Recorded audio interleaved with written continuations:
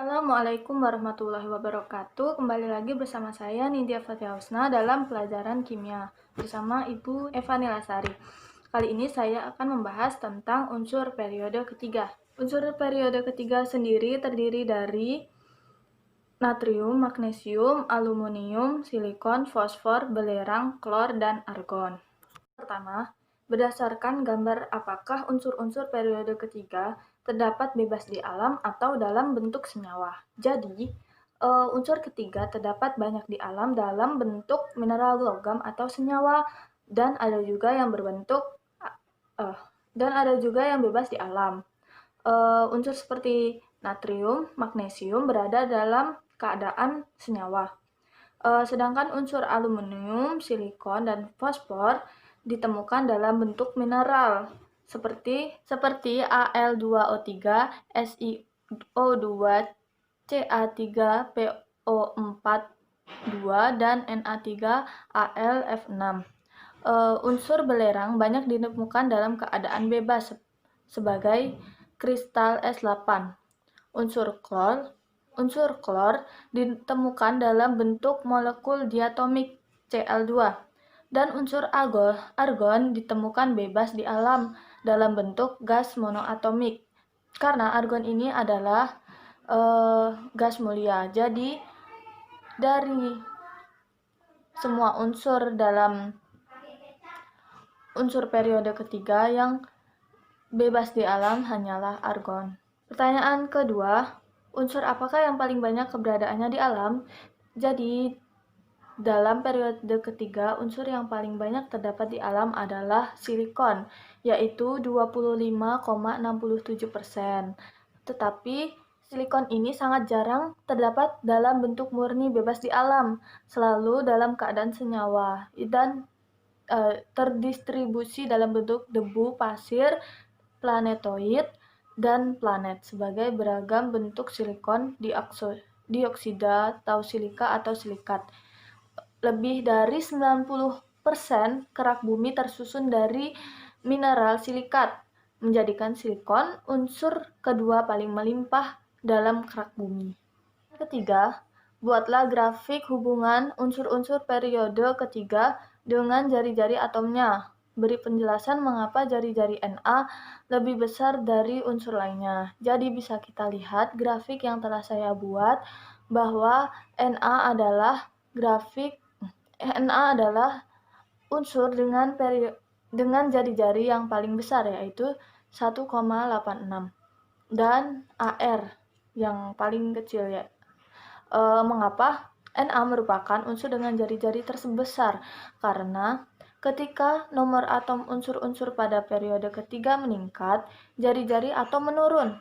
Karena dalam satu periode dari kiri ke kanan, jari-jari semakin kecil. Hal ini terjadi karena jumlah proton semakin besar sehingga gaya tarik-menarik antara inti semakin besar sehingga jari-jari atom semakin kecil.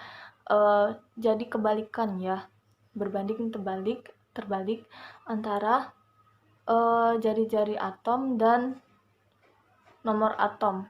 Kalau nomor atomnya semakin besar, maka jari-jarinya semakin kecil, sedangkan Na sendiri memiliki nomor atom yang kecil. Na sendiri yaitu 11, Mg12, Al13, silikon 14, fosfor 15, belerang 16, klor 17, dan argon 18. Pertanyaan keempat, buatlah grafik hubungan unsur-unsur periode ketiga dengan titik didihnya. Beri penjelasan mengapa titik didih silikon lebih tinggi dari unsur lainnya. Sudah saya buat grafik unsur-unsur periode ketiga dengan titik didihnya. Mengapa silikon mempunyai titik didih yang paling besar? Karena struktur kovalen raksasa yang dimilikinya. Jadi silikon ini memiliki struktur kovalen yang raksasa. Struktur tersebut mirip dengan struktur yang dimiliki intan. Setiap atom silikon terikat secara kovalen pada 4 atom silikon yang lain. Hal inilah yang membuat silikon mempunyai titik didih yang sangat tinggi. Bahkan titik leleh silikon juga sama tingginya dengan titik didih. Lihat, Na mempunyai titik didih 883.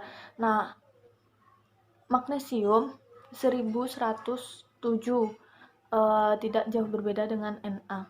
Al 2519, lebih dari dua kali lebihnya dari magnesium. Dan silikon 3280, dan fosfor turun lebih sangat kecil daripada silikon, yaitu hanya 277, belerang 444, klor min 3,5, dan argon min 186, karena argon ini adalah gas mulia. Terakhir, buatlah grafik hubungan unsur-unsur periode ketiga dengan energi ionisasinya. Beri penjelasan. Jadi telah saya buat grafiknya, yaitu dari natrium magnesium naik, magnesium ke aluminium turun, aluminium ke silikon naik, silikon ke fosfor naik, dan dari fosfor ke belerang turun, belerang ke klor naik, dan klor ke argon naik.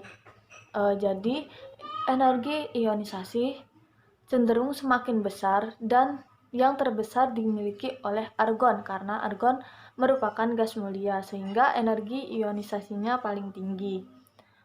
Mengapa energi ionisasi aluminium lebih kecil dari magnesium? Kan seharusnya grafik itu naik terus, tapi kok ini naik turun turun naik. Karena magnesium lebih stabil daripada aluminium. Kita bisa melihat dari konfigurasi yang dibuat.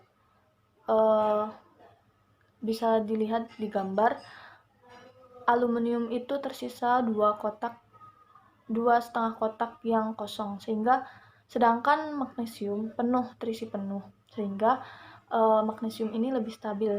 Begitu juga dengan fosfor yang seharusnya akan naik, tapi dia malah turun dari fosfor ke silikon karena fosfor ini lebih stabil daripada silikon.